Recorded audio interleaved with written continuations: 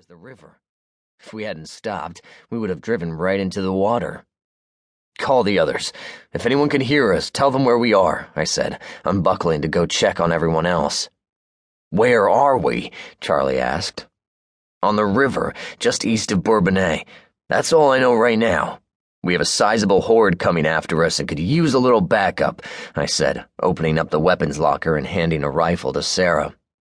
Rebecca took one as well, while Charlie and I wrapped the kids up in special backpacks which allowed them to ride on our backs while keeping our arms free. They weren't too happy about it, and Jake tried to give a little attitude, but I wasn't having it. "Jake, I need you to be the big boy right now. Do you understand me?" I asked, taking my own rifle out and checking the loads. "Are the zombies coming, Dad?" he asked, looking up at me with those big brown eyes of his. "They are, buddy. But Daddy's gonna take care of you," I said, trying to be reassuring. We had about 20 minutes before these woods were full of zombies. The river was at our back, and we had no place to go. "Are the zombies going to eat us?" Julia asked, turning her big blues on her daddy. Charlie knelt down and gave his little girl a kiss on the top of her head. "They will never touch you as long as I'm here, baby girl. Never," he said. Standing up, he looked at me. "What's the plan?" "Let's get with the rest of our team, and I'll tell you then," I said. Charlie left the RV, and I looked back at Sarah and Rebecca. I gave them a quick outline. "We're going to draw the zombies off into the woods. Stay low, stay quiet. They shouldn't reach you here. Worst comes to worst, get on the boat. I'll put it next to the river," I said, leaving them behind. I hoped we could pull this off. Charlie was talking to the rest of the team. Fortunately, they hadn't rammed into us when we slammed on the brakes. 2 men ran up the road we had just came down, likely scouting the zombies and figuring out how much time we had. Part of me wanted to try heading back, plowing through the horde, then linking up with the rest of the army, but it was iffy with large numbers of zombies. You soon started driving over them, killing your tires and tipping your vehicle over. I had seen it happen with a large truck. It went over a big zombie, didn't recover in time for another, and tipped right over. I reached the group, and Charlie gave me the rundown of his plan. "We keep the area clear between us and the river. That's our retreat if we need it.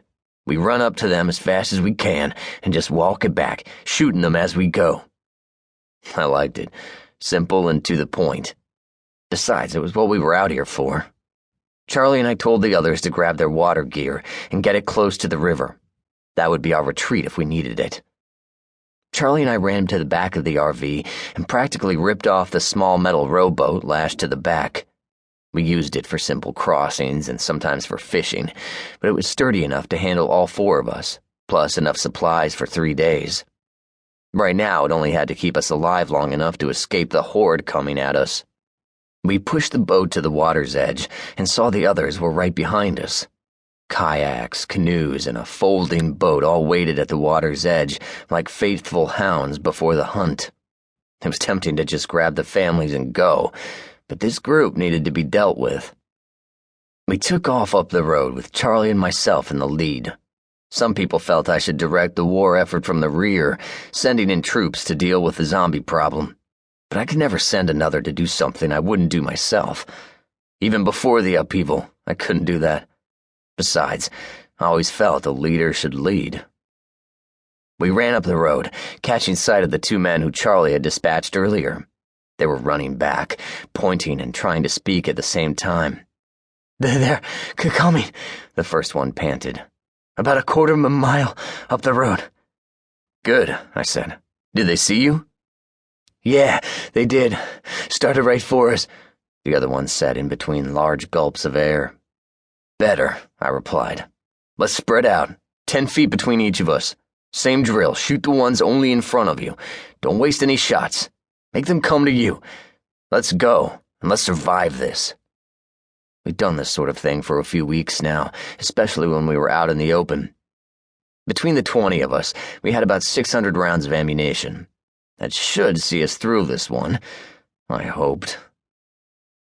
The hard part with the zombies was the waiting. They were coming, you knew that. There was no getting around it. They weren't going to stop until they were dead or you were. They would wait you out or where you